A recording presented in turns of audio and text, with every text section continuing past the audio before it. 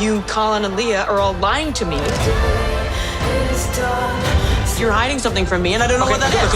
What are you gonna do? I will do whatever it takes. Congratulations on the show. You juggle so much, and I found the structure of it really interesting because you obviously pepper these flashbacks throughout, and then you give sort of dedicated episodes to Josie and the detective. How did you sort of decide on the shape of this show?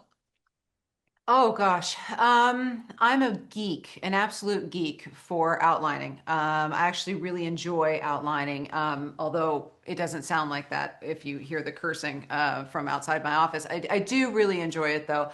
I am a real stickler for having my feet under me on a series before I start writing. So it is old-fashioned post-its on a wall, all that kind of stuff. So it's about looking at content, it's about looking at characterization, it's about having those tent poles of your twists of this comes here and that comes there, and this is where this happens, that's that, and that's leading to that, and making sure that that feels solid, and then the fun of filling it all in. But no, it's several people have asked me, and I think that the horribly unsexy answer is it's just a lot of hard work. So, and working with really smart people who push you to be your best. Yeah, absolutely. I really love the disability representation in the show because I feel like the audience will be kind of ignorant the way Peter is, or mean well, but end up kind of causing more harm than good. What sort of research or prep did you do before approaching that storyline? Sure.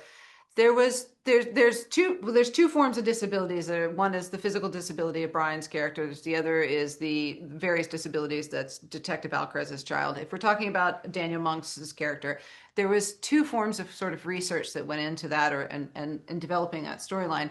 The first was through a disability consultant who was hugely helpful. The second was through Daniel himself, who is fantastic, an absolute joy to work with. But what was very, very interesting is both the disability consultant and Daniel, when we were talking about how to do these storylines, they both said the exact same thing, which is that, and they don't know each other, which is that so often in movies and television, if there's a story about a disability and you're in with the character, the story is about overcoming the disability or somehow triumphing over the disability. And it's really deeply offensive to the disabled community because it's implying that you are faulted, you are wrong, you are incorrect, and you need to fix yourself in order to fit in with the able-bodied community. And that we wanted to, in response to that, build a storyline that was about the exact opposite. The storyline is about, yeah, I'm disabled and my wheelchair rocks. And it's really helpful. It makes my day-to-day life better. So rather than me learning to get out of my wheelchair and pretend I'm not disabled and be in pain every day, I'm going to embrace my wheelchair, and the world should be more accommodating to people with wheelchairs. So it sounds so simple, but we haven't seen a lot of it on screen, or enough of it, I don't think. So that's how we went about developing all of that. And I'm so grateful in particular to have been able to work with Daniel on it. Yeah, I feel like that's gonna resonate and also like educate, which I think is like the best combination there. I also found the dynamic between Marissa and Jenny really refreshing because I feel like it would have been so easy to pit them against each other to make it catty, but it doesn't ever go that direction. Why was that sort of important to you? Hugely important to me and all of us. I will say all the creative team, the director, the actors, is everybody. Marissa has every reason in the world to hate Jenny. You know what I mean? Jenny has hired the woman who's kidnapped her child, so she has every reason and motivation to hate this woman. And Jenny has every reason and motivation to hide from Marissa Irvine. She has every reason to duck her head in shame and fear of a lawsuit and just to stay home and pretend And I just don't believe that women always act on their, as their worst selves. I just think that that's low hanging fruit writing, and it doesn't feel real to me. I feel like if I were Marissa, as devastated and horrified I would be in my situation, I would still be able to look at this woman, Jenny, and think, oh my God, she must feel horrific. I feel like I would feel that. And with Jenny, I feel like I couldn't hide. I'd have to go there, as awful and difficult as it would be. I'd have to show up. So it feels real to me. I just feel like women, sometimes the worst things happen. It doesn't mean it doesn't bring out the absolute best side of them. So it just feels true and real to me. Yeah, I 100% agree and found that so nice to watch. Um, there are so many wild twists and shocking reveals. What was the one No. that was either that was either the hardest to crack writing wise or the one that you were sort of most nervous about pulling off? Oh gosh, there's like 10. So, I think the ones that I was most nervous to write and was the most difficult to crack is all of episode 5, which is basically like a chamber play that takes place in the Irvine home. And because at that point we had deviated entirely from the book, and this was material that wasn't in the book.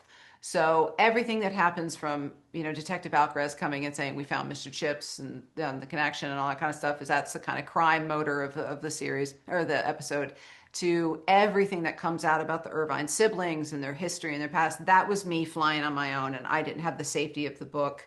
So it's nerve wracking for that reason. It's also nerve wracking because, as I mentioned, it's basically a chamber play.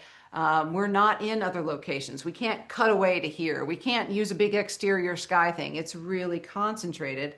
To this day, I'm just so grateful that Peacock let me do that. Peacock was like, go do your thing. And I was like, are you sure? But they let me do it. So I'm very, very deeply proud of that episode. I'm incredibly in awe of the actors and their performances in that episode. I was on set for most of that episode. But yeah, it was scary. It was scary, but I was very, very grateful to the team that I was working with notes and help in developing that script. Yeah, I'm sure you go in, like you said, with a very solid vision, but you've also assembled such an amazing cast. So I'm curious if you can remember maybe a decision one of them made that you maybe hadn't thought about, or like an interpretation that maybe you hadn't planned on, but that you ended up really loving from them.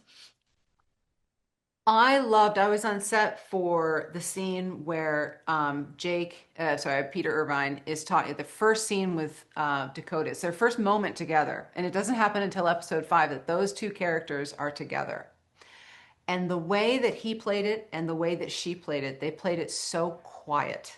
Mm. And I didn't anticipate them yelling at each other or anything like that when I wrote it, but I didn't anticipate it being that hushed and that inward about how they were each feeling.